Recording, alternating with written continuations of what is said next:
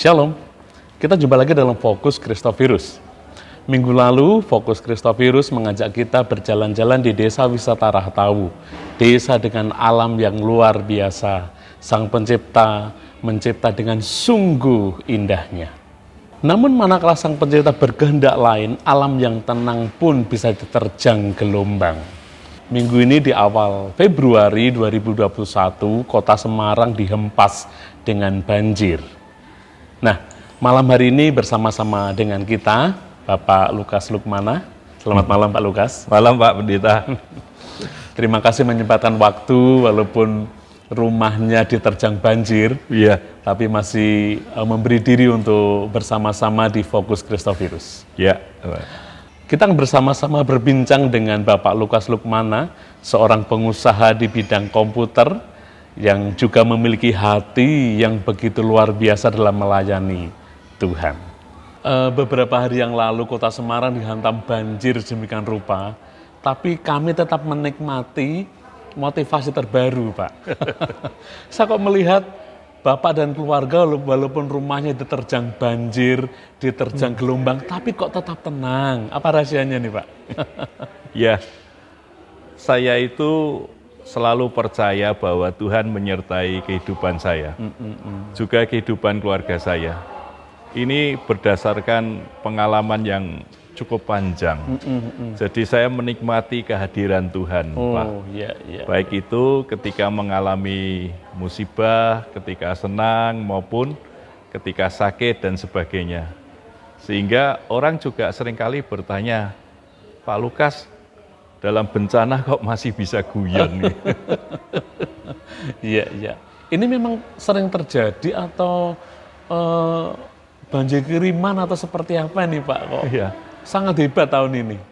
Ya, untuk tahun ini sangat hebat Pak Pendeta. Jadi saya tinggal di rumah saya itu sudah 27 tahun. 27 tahun ya Pak ya. Dan ini merupakan pengalaman atau kejadian yang pertama. Jadi luar biasa. Air itu begitu tinggi dan cepat masuk, bahkan masuk ke rumah Pak, ke dalam rumah. Iya, iya. Di rumah itu air sampai selutut. Oh, Ya, sehingga ketika pagi hari kami bangun, tiba-tiba istri saya bilang, "Pak, hujannya gede banget," gitu. Dan dia lihat dari kamera CCTV di rumah kami, lihat permukaan air kok naik cepat. oh, iya, iya. Nah, biasanya yang terjadi yang sudah-sudah itu air hanya menggenangi jalan di depan rumah kami, ya. Nah, saya masih belum percaya kalau air itu naik gitu. Tapi ternyata setelah saya tengok garasi di rumah saya, garasi yang lebih tinggi dari jalan mulai masuk airnya, ya. Iya. Nah, kemudian beberapa saat air sudah ada di ruang tamu rumah saya, Pak. Ya. Nah, ketika ada air di ruang tamu itulah saya ngomong sama istri saya. Saya ambil tas gitu, saya kasihkan ke istri saya, "Mah, tolong diisi beberapa baju kita." Iya, Kenapa? Kita ini mesti keluar dari rumah. Saya ngomong gitu. Iya, iya. Lalu istri saya cepat-cepat Pak. Pokoknya diambil, ditaruh, kemudian saya ajak untuk keluar dari rumah.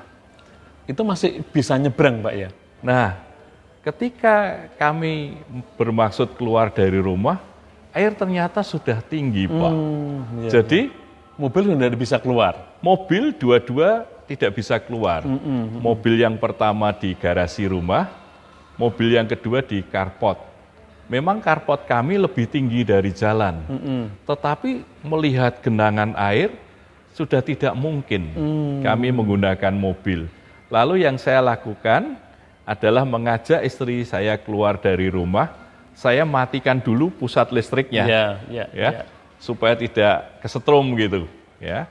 Lalu saya ajak istri saya gandeng keluar, kemudian saya kunci pagar rumah saya. Ya. Saya jalan kaki itu air sudah sangat tinggi. Sangat Jadi tinggi ya. kira-kira lebih dari paha saya. Oh, Kalau istri saya iya. sudah lebih karena dia lebih pendek ya. Iya. Ya, kami jalan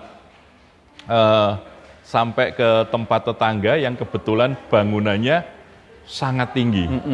Ya, kami kemudian ke rumah itu, kami duduk sebentar ya, di rumah tetangga sambil saya mencoba untuk menghubungi SAR, ya, supaya kami dapat bantuan gitu. Tapi ketika saya hubungi, ternyata SAR-nya sedang sibuk, Pak. Mungkin sudah mulai evakuasi, Pak ya? Iya, karena ternyata banjir itu bukan hanya di daerah perumahan kami, tetapi meluas di Semarang, bahkan di kota pun begitu ya. Di Simpang 5, di semua tempat. Betul.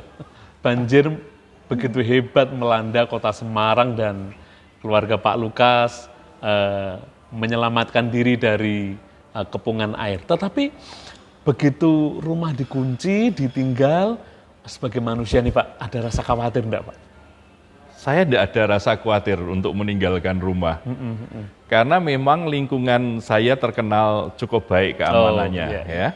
Nah, yang saya pikirkan adalah bagaimana saya bisa mengevakuasi istri saya untuk keluar dari ranah banjir ini.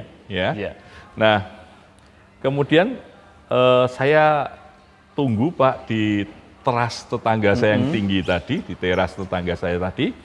Kemudian dari teras rumah tetangga saya itu Pak Pendeta, kemudian kami dijemput oleh tentara dengan banana boat. Jadi kami naik banana boat. Ya, ini naik banana boat di perumahan Pak. Tidak di tempat wisata seperti di Bali dan di Lombok, tapi ini di perumahan kami naik banana boat karena air sangat tinggi itu, air sudah sedada Pak. Sehingga kami kemudian dievakuasi. Setelah dengan naik banana boat itu, kami masih keluar sebentar ke daerah pemukiman yang bagian luar, lalu dijemput dengan truk tentara yang tinggi tentunya Pak. Nah, kami dinaikkan truk tentara itu.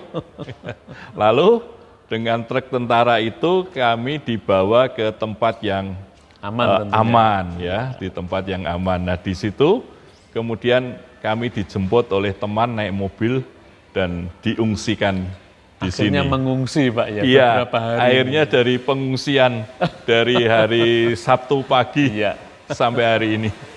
Tapi kami melihat Bapak dan keluarga tetap tenang walaupun diterjang gelombang. Mungkin Bapak ada pesan untuk rekan-rekan kita yang juga terdampak banjir, Pak? Iya, jadi untuk teman-teman semua yang terdampak banjir maupun yang kena musibah yang lain, ya, saya katakan bahwa satu musibah itu datang tanpa diundang dan tentu tidak kita kehendaki.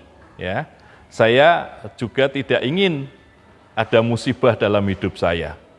Tetapi kalau musibah itu datang menghampiri, itu harus ikhlas untuk menerima yang pertama. Pak, ya. Lalu yang lebih penting adalah percaya bahwa ada penyertaan Tuhan dalam kehidupan kita. Ya, seperti Pak Pendeta pernah ingat kisah murid-murid Yesus diombang-ambingkan di perahu di tengah malam, ya, di gelombang yang luar biasa. Ya. Lalu Yesus menghampiri mereka berjalan di atas air, yang dikatakan Yesus yang pertama kali adalah hantu. Iya, mereka mengira Yesus hantu. Katakan apa? Jangan takut, ya. Jadi ini yang ingin kita sampaikan kepada teman-teman.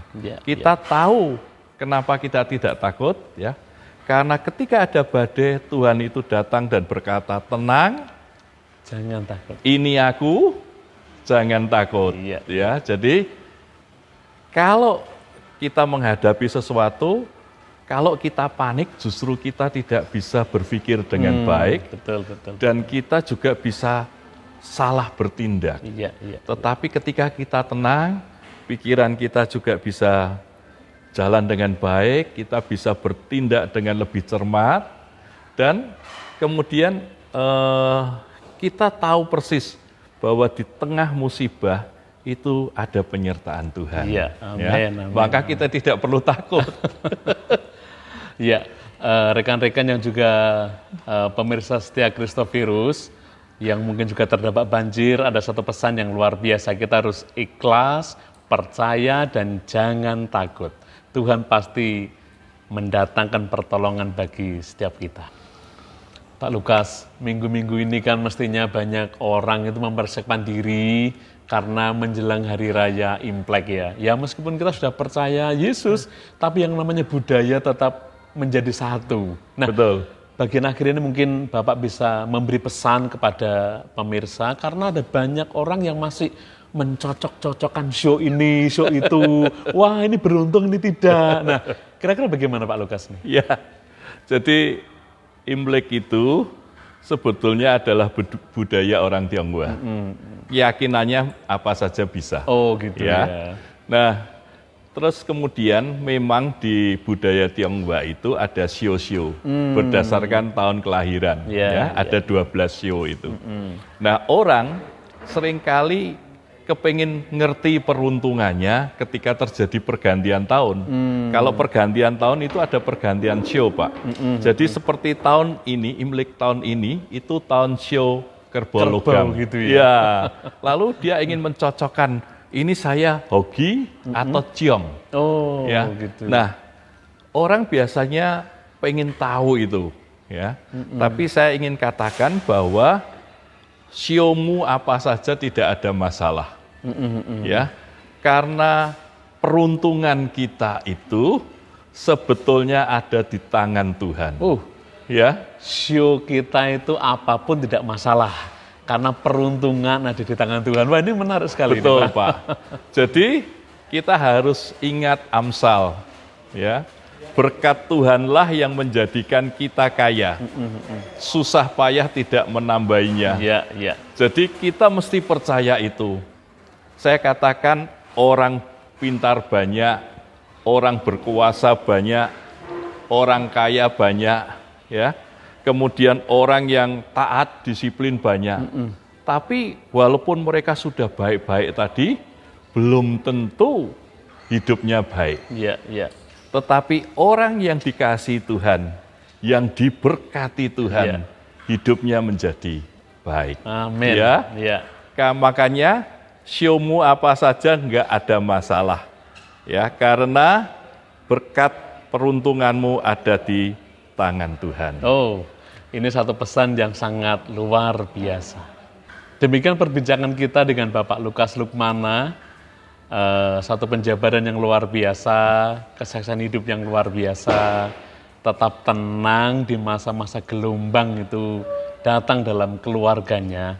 Dan juga kita mendapat pesan-pesan bahwa dalam menghadapi musibah, menghadapi masalah, kita mesti harus tetap ikhlas, percaya, dan kita harus tenang, tidak takut. Dan bagi kita semua yang bertepatan hari ini juga merayakan Hari Raya Imlek, ya kita orang-orang percaya Tuhan, kita harus ingat bahwa keberuntungan kita tidak tergantung pada show apa, tetapi keberuntungan dan keberhasilan kita tergantung oleh kasih karunia dari Tuhan Yesus Kristus. Di akhir fokus Kristofirus kali ini, kami bersama tim redaksi dan juga bersama Bapak Lukas Lukmana, kami mengucapkan Sin Yen Kuan Le, Gongsi Gongsi. Sampai bertemu dalam fokus Kristofirus berikutnya. Tuhan Yesus memberkati.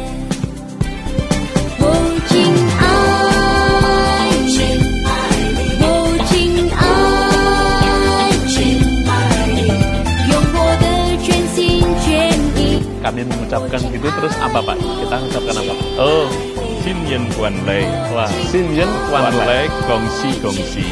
Ya, Sin Yen Kuan Le. Sin Yen Kuan Le, Gongsi Gongsi. Ya.